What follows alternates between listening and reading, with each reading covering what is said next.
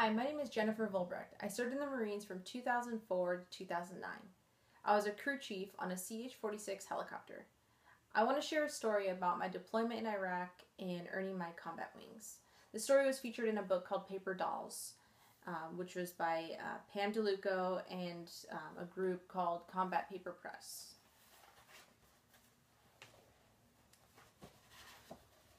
This is my story. Graduating from Marine enlisted aircrew training and earning my shiny gold aircrew wings was no easy task.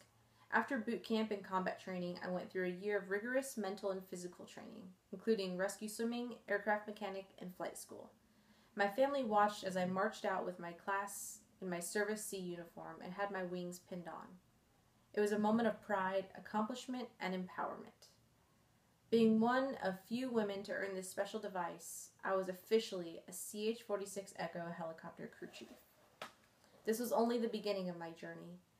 When I joined my new unit, I learned that we would deploy to Iraq in 5 months. We immediately began more training. I learned the mechanics of the .50 caliber machine gun and was qualified as a door gunner. We practiced landing in the desert and loading and unloading patients and cargo. After arriving in Iraq in September 2005, I didn't know exactly what to expect, but I knew that I could rely on my training. All of the pride and empowerment that I felt on graduation day was replaced by feelings of duty and devotion to my crew.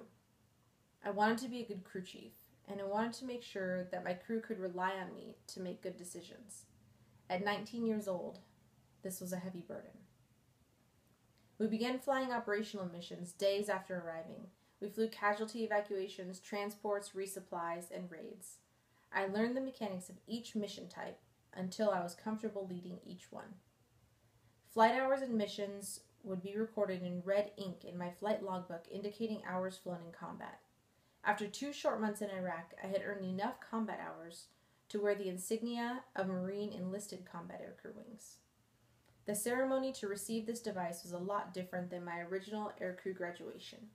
My family was not there, and instead my unit stood in a formation. I was no longer in my Service C uniform, but I stood tall in my desert camis, the most formal uniform we had in this country. My camis felt crisp and new compared to my flight suit, which was well worn by this time. As I stood in front of my commander, he pinned my silver combat wings on my uniform, and I was reminded of that feeling I had at graduation. Those feelings were a world away, and I realized I was not the same person I was just a few months earlier. This time I felt the burden of my role and my responsibility to my crew. I am proud of my experience, and I feel humbled and honored to be one of the few and the very proud women of Marine enlisted aircrew to wear the combat insignia.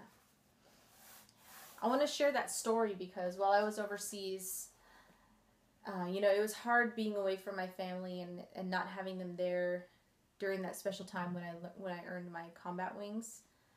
But it was always nice to get a little piece of home when I received a care package or a letter. They always sent me goodies, hygiene items, snacks, movies, books. There was one thing, though, that really stuck with me, one thing that I received. And, to this day, I still have these letters that I received from some kids in a 3rd grade class. And they all wrote to me, and we kind of became pen pals. So I would write back, and we would kind of go back and forth. I want to read one of the letters to you that I received from someone named Mariah, a little girl named Mariah. She's in 3rd grade. It says, "Dear Jennifer, I hope you are doing good. I hope you are fighting well, because then my class will be proud of you. I want to be with you and fight." I thought that was really cute. I would receive letters like that and pictures. Pictures, that's me. And then that's Tyler there in the picture.